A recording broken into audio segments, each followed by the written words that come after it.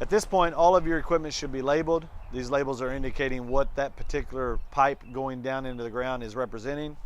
An example, ours here is main drain, skimmer, spall suction.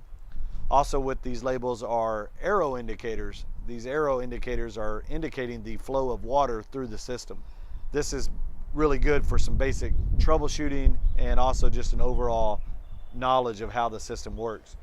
In our case, the arrows flowing into the pump, indicating the water coming into the pump.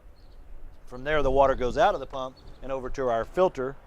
From our filter, it goes over to the heater, out of the heater through our chlorinator, and then through an actuator, which is diverting the water to our spall feature, couple laminars, and pool return. Now again, remember, yours could be slightly different, but basically the labels should indicate what they are, and then the direction of flow is indicated by the arrows.